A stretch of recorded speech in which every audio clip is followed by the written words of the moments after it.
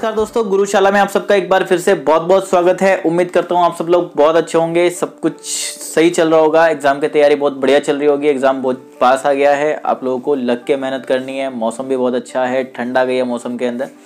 आज हम लोग पढ़ने वाले हैं नंबर सिस्टम का next part, that is factors. जी हाँ, आज हम लोग फैक्टर्स के बारे में बात करने जा रहे हैं, फैक्टर्स यानी गुणनखंड के बारे में। तो सबसे पहले जान लेते हैं फैक्टर्स आखिरकार होते क्या हैं। जी हाँ, फैक्टर के बारे में बात कही गई है कि all the numbers which divide the given number completely are called factors of the given number. यानी वो सारी संख्याएं जो दी गई संख्या को पूरा पूरा भाग कर दें, उन्हें हम दी गई संख्या का गुणनखंड कहते हैं। क्लियर है भाई? फॉर एग्जांपल, जैसे मेरे पास एक नंबर है 12, 12 इज डिविजिबल बाय 1 2 4 6 12।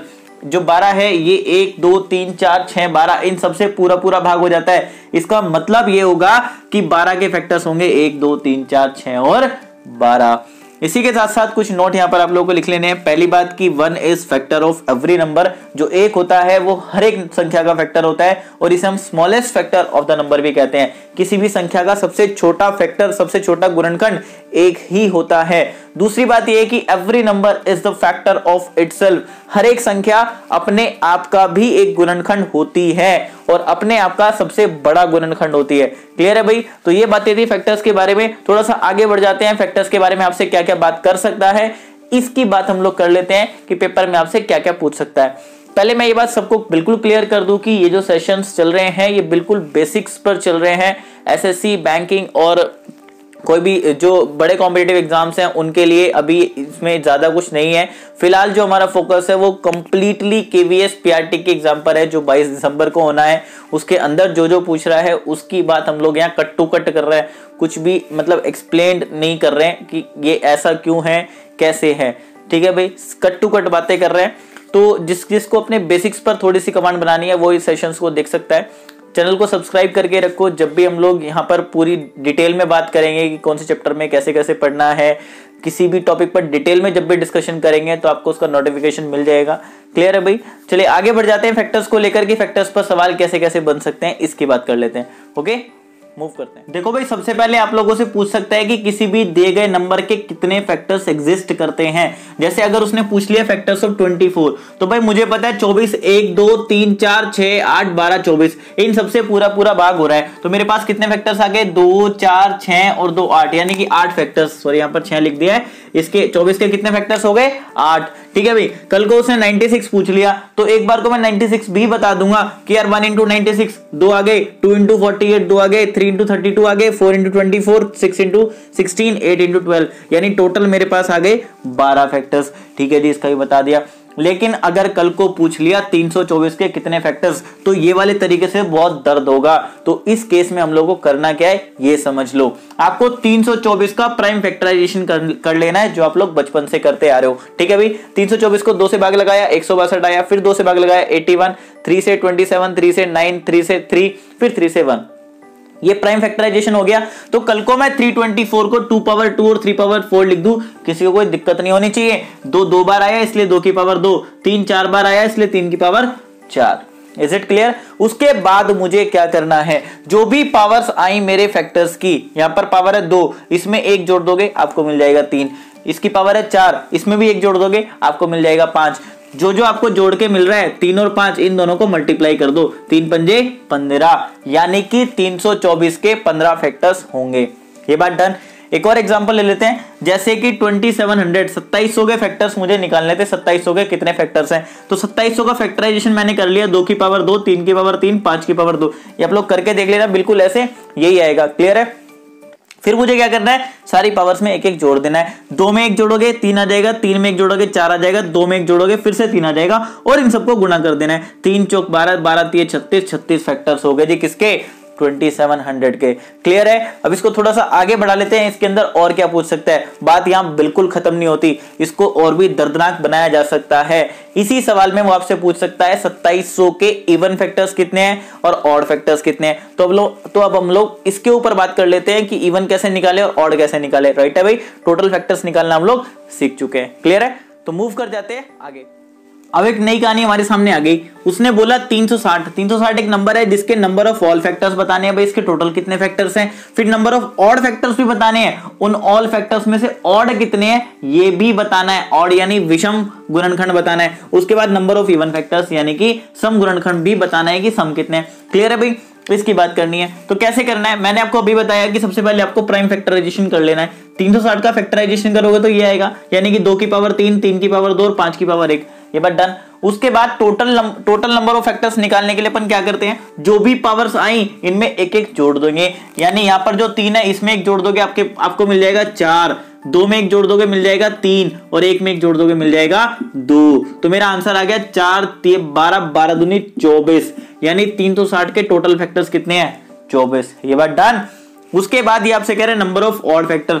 जिस दिन वो ऑड की बात कर ले उसी दिन आपको इसके फैक्टराइजेशन में से सिर्फ और सिर्फ ऑड की बात कर लेनी है। यहां से ऑड मुझे मिल जाएंगे 3 और 5, 2 तो इवन होता है। क्लियर, अब आप इनकी पावर को बढ़ा दो, 2 की इसको 3 की पावर को बढ़ाओगे तो 3 मिल जाएगा, 5 की पावर को बढ़ाओगे तो 2 मिल जाएगा और आपका आंसर आ गया 3 दूनी 6, यानी कि 360 के 6 फैक्टर्स ऑड है। क्लियर है भाई। अब अगर मुझे इवन चाहिए तो देखो रिस्क मत लेना, इवन निकालने का डायरेक्ट तरीका भी है मेरे पास, लेकिन मैं वो नहीं बताऊंगा आप लोगों को। आपको अगर इवन फैक्टर्स निकालने हैं तो आपको टोटल में से ऑड को माइनस कर लेना है। 24 में से 6 को घटा लोगे आपको मिल जाएगा 18, यानी 360 के 18 फैक्टर्स इवन है। ये बात डन। एक और सवाल कर लेते हैं, जैसे 4500 का फैक्टराइजेशन है 2 की पावर 2, 3 की पावर 2, 5 की पावर 3, ये करके देख लेना, बिल्कुल यही आएगा। तो इसके नंबर ऑफ ऑल फैक्टर्स जो होंगे वो होंगे भाई मेरे पास, इसको बढ़ाया 3, इसको बढ़ाया 3 और इसको बढ़ाया 4, यानी 3 3 9 चौके 36 फैक्टर्स इसके होंगे टोटल। फिर चाहिए ऑड। ऑड के लिए अपन क्या करते हैं, सिर्फ ऑड को उठाते हैं। यहां पर एक इसको बढ़ा दिया तो 3 आ गया, इसको बढ़ा दिया 4 आ गया और 3 चौके होते हैं 12, यानी 4500 के 12 फैक्टर्स ऑड है, विषम है। फिर चाहिए इवन, यानी कि सम फैक्टर्स कितने हैं, उसमें से क्या करेंगे हम लोग, टोटल में से विषम को माइनस, 36 में से 12 घटाया कितना आ गया 24, यानी 4500 के 24 फैक्टर्स सम है या फिर इवन है। तो भाई ये तरीका था हमारे पास total number of factors, odd number of factors और इवन नंबर ऑफ फैक्टर्स को निकालने का।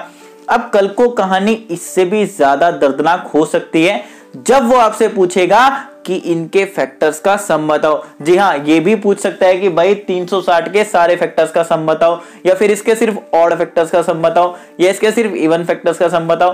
तो आपको थोड़ा दर्द होगा, तो उसकी बात कर लेते हैं कि भाई वो वाला सवाल कैसे डील करना है। राइट है भाई। अब मुद्दा शुरू होता है भाई सम ऑफ फैक्टर्स का। आज उसने मुझसे पूछा 360 के सम ऑफ ऑल फैक्टर्स बताइए, तो अपने को करना वही है, सबसे पहले प्राइम फैक्टराइजेशन, उसके बाद इसको थोड़ा डिजाइन बना के लिख लेंगे। 2 की पावर 3 को लिखेंगे 2 की पावर 0, 2 की पावर 1, 2 की पावर 2, 2 की पावर 3। उम्मीद करता हूं समझ गए होंगे क्या क्या। 3 की पावर 2 को लिखेंगे 3 की पावर 0, 3 की पावर 1 और 3 की पावर 2। फिर लिखेंगे 5 की पावर को 0, 5 की पावर को 1। क्लियर भाई, क्या किया मैंने ये समझ लो। जो जो पावर थी 0 से शुरू करके वहां तक पहुंच जाओ। 3 थी तो 0 से 3 तक गए, 2 थी तो 0 से 2 तक गए और 1 थी तो 0 से 1 तक गए। क्लियर है कहानी। अब इसको सॉल्व कर लो आप लोग।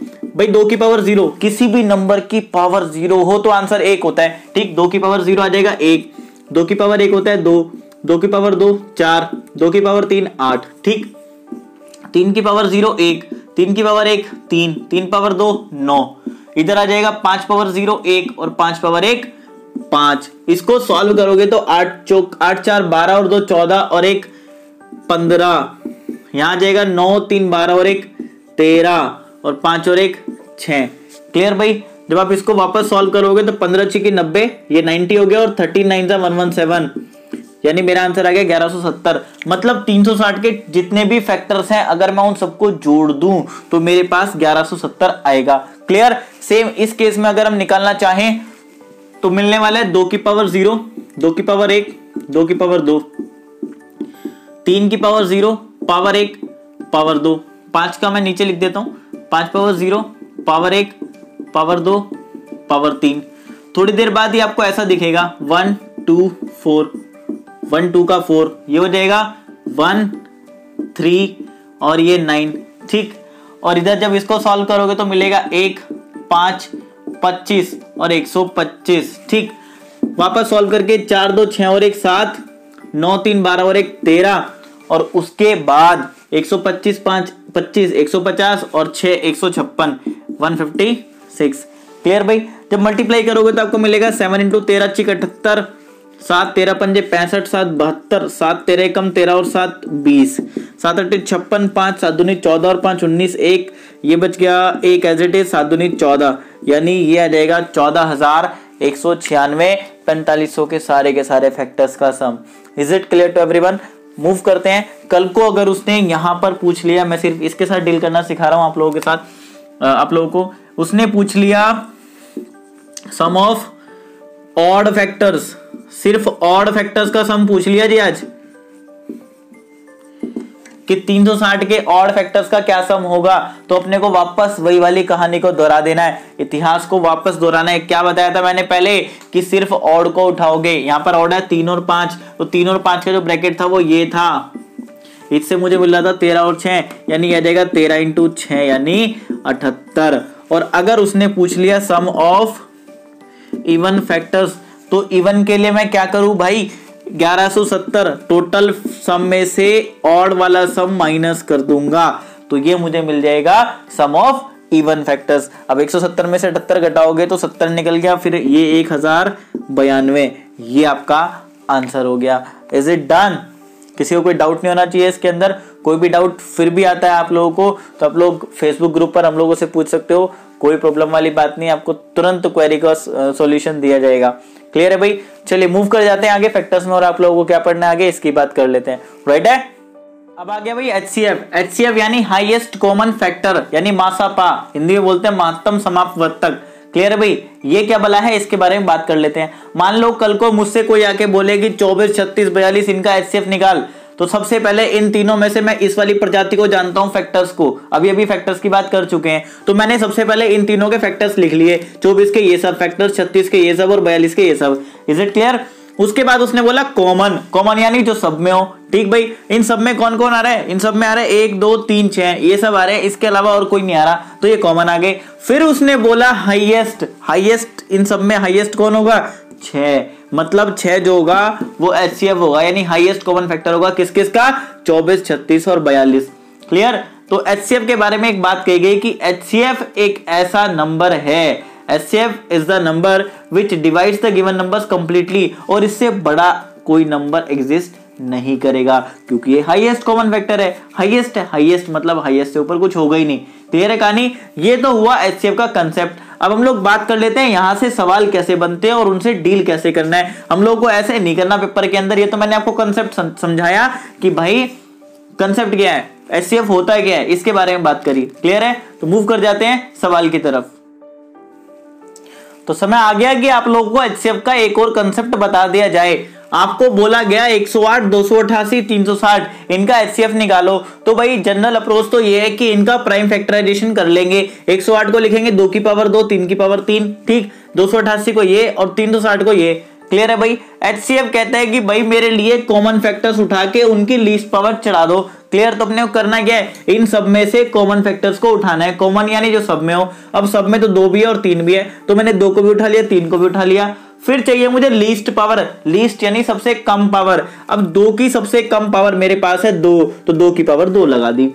फिर 3 की सबसे कम पावर मेरे पास है 2, तो 3 की पावर 2 लगा दी। 2 की पावर 2 होता है 4, 3 की पावर 2 9, 9 चौके होते हैं 36, यानी इन तीनों नंबर्स का HCF मेरे पास आ गया 36। इसके अलावा एक और तरीका है भाई, आपको सबसे पहले क्या करना है, जो बड़े नंबर हैं 2 उनका HCF निकाल लेना है डिवीजन मेथड से। इसे डिवीजन मेथड बोलते हैं और इसको बोलते हैं प्राइम फैक्टराइजेशन मेथड। ये होता है अभाज्य गुणनखंड विधि और ये हो गई विभाजन विधि, डिवीजन मेथड। क्लियर है भाई? तो बड़े 2 नंबर उठा लेने आप लोगों को 288 और 360, इनका HCF निकालना है डिवीजन मेथड से। इसमें 360 अंदर जाएगा क्योंकि बड़ा नंबर है और 288 से इसमें भाग लगाओगे, 288 एक कम 288, यहां से बच गया 72। अब जिससे पहले भाग किया था यानी पिछला डिवाइजर हमारा नया डिविडेंड बन जाएगा, 288 अंदर आ जाएगा, फिर 72 का भाग लगाओगे, 72 से इसमें भाग लगाओगे, यह आ जाएगा 72 चौके 288, ये पूरा कट गया। यानी कि जिससे सबसे लास्ट में कटा 72 से, ये आपका HCF बन गया इन दोनों नंबर्स का। HCF of 288 and 360 becomes 72। अब आपको क्या करना है, जो आपका नया HCF आया इसका HCF तीसरे नंबर के साथ भी निकालना पड़ेगा, यानी 108 में भाग लगाओगे 72 का, तो 72 कम 72 बच गया 36। अब फिर से 72 अंदर चला जाएगा, 36 दूनी 72, कुछ नहीं बचा। जब कुछ ना बचे समझ जाओ HCF आ गया। लास्ट में मेरे पास जो जिससे डिवाइड किया था वो 36 था, इसका मतलब HCF of 108, 288 and 360 becomes 36। Clear है भाई, कोई से भी तरीके से निकालो आंसर आपका सेम आएगा। लेकिन ये दोनों के दोनों मेथड्स थोड़े से दर्दनाक लग रहे होंगे आप लोगों को, नंबर थोड़े से बड़े आगे, कहानी खराब। क्लियर है, एलसीएम और एचसीएफ के ज्यादातर सवाल 70, 80, 90% सवाल आप ऑप्शन से कर सकते हो। जी हाँ, ऑप्शन से कर सकते हो अगर आपको इनका कंसेप्ट बिल्कुल क्लियर है तो। क्लियर है, तो अब हम लोग बात कर लेते हैं भाई ऑप्शन से सवाल कैसे करें। ठीक है भाई, एक आध सवाल के माध्यम से हम लोग ये वाली बात जानेंगे। पहले एक बहुत छोटा सा और एग्जांपल ले लेता हूं मैं एचसीएफ का ही। क्लियर है भाई, जैसे आपको एक सवाल दे दिया 513, 1134, 1215, इसका एचसीएफ निकालो। अब इनका एचसीएफ निकालना थोड़ा सा आपको भारी पड़ जाएगा, क्यों? क्योंकि नंबर इतने बड़े बड़े हैं। क्लियर, तो इस केस में आपको ये वाली स्टेटमेंट काम आ जाएगी। ये स्टेटमेंट ये आपके लिए वरदान साबित हो सकती है। उसने बोला the sum and the difference of any two numbers is always divisible by their HCF. कोई भी दो संख्याओं का योग और उनका अंतर उनके एचसीएफ से जरूर भाग होगा। भाई अब हम लोगों को यहाँ पर एचसीएफ निकालना, और एचसीएफ यहाँ पर उसने ऑप्शन में से कोई एक ऑप्शन को एचसीएफ बनाया है। तो हम लोगों को करना क्या है, यहाँ पर कोई भी दो नंबर का डिफरेंस निकाल लो। अगर इनमें से कोई भी उसका एचसीएफ है तो वो एचसीएफ उनके डिफरेंस को डिवाइड कर देगा, बिल्कुल कर देगा। तो मैंने करना क्या है, इन दोनों का डिफरेंस निकाल लेना है। अब इन दोनों का क्यों नहीं निकाला यार, ये दोनों के दोनों बहुत दूर दूर है, ये दोनों बहुत पास पास हैं। इन दोनों का अंतर निकाला तो 5 में से 4 गया 1 और 11 में से 3 गए 8, यहां बच गया कुछ नहीं। तो मेरे पास अंतर आ गया 81। मुझे चेक कर लेना है ये 81 ऑप्शन में से किससे डिविजिबल है। जिससे भी ये डिविजिबल होगा वही मेरा एचसीएफ होगा। क्लियर है भाई, ये 31 से डिविजिबल नहीं हो रहा, 71 से भी नहीं हो रहा, 27 से हो रहा है, तो 27 मेरा एचसीएफ हो सकता है। फिर भी 18 से चेक कर लो यार, 18 से भी नहीं जा रहा। इसका मतलब इन तीनों नंबर्स का जो एचसीएफ आया वो कौन आया, 27। ऐसे आप लोगों को डील करना है। जो भी आपके नंबर्स दिए गए हैं उनका अंतर भी आपके एचसीएफ से डिविजिबल होगा, ये बात बिल्कुल क्लियर रखना। तो आपको ऑप्शन से आंसर मिल जाएगा, ज्यादा दौड़भाग करने की जरूरत नहीं पड़ेगी। चलिए मूव करते हैं। अब जैसे मैंने यहाँ पर एक और एग्जांपल ले लिया आपके सामने, 204, 1190 और 1445, इनका आपको एचसीएफ फाइंड आउट करना है। तो क्या करेंगे, मैंने कहा यार अंतर निकाल लो, जो करीब करीब से नंबर है ना, यहाँ पर 1190 और 1445 का निकाल लो अंतर। ठीक, जो इनका अंतर आएगा वो आ जाएगा भाई 5 एज इट इज, 14 में से 9 गए फिर से 5 और यहाँ बच गया 3 में से 1 गए 2, 255। मुझे चेक कर लेना है कि ये 255 ऑप्शन में से किससे डिविजिबल है। जिससे भाग हो गया वही मेरा एचसीएफ हो गया। क्लियर है भाई, तो मैं क्या करूंगा यहाँ 17 से इसको चेक करके देखूंगा। यार फिर भी ये 255 थोड़ा सा बड़ा नंबर लग रहा है। अब एक बात बताओ, ये 255 भी मेरे एचसीएफ से डिविजिबल है और 204 भी डिविजिबल है, तो इनका अंतर भी तो डिविजिबल होगा। क्लियर सी बात है। तो मैंने क्या किया, इन दोनों का फिर से डिफरेंस निकाल लिया। 255 और 204 का जो अंतर आ गया वो आ गया मेरे पास 51। अब मैं सिर्फ 51 चेक करूंगा ऑप्शन में से किससे डिविजिबल है। क्लियर है भाई, 17 51 को पूरा भाग कर रहा है, इसका मतलब ये मेरा आंसर हो सकता है। 18 नहीं कर रहा तो नहीं हो सकता, 19 भी नहीं कर रहा तो ये भी नहीं हो सकता, और 21 भी नहीं कर रहा तो ये भी नहीं हो सकता। तो मेरा आंसर क्या हो गया, 17। Is it clear to everyone? ये वाला कंसेप्ट आपके लिए बहुत ही बढ़िया है, इसको बिल्कुल क्लियर रखना। दो संख्याओं का जो भी डिफरेंस होगा उसको एचसीएफ जरूर डिवाइड करेगा। क्लियर है भाई, चलिए मूव कर जाते हैं आगे। देखो भाई, ये कहानी आपसे कहती है कि the greatest number which divides A B and C completely is HCF of A B and C. अगर आपको कभी भी कहा जाए कि दिए गए नंबर को भाग करने वाली बड़ी से बड़ी संख्या बताइए, तो चुपके से उन नंबर्स का एचसीएफ निकाल देना, आपका आंसर आ जाएगा।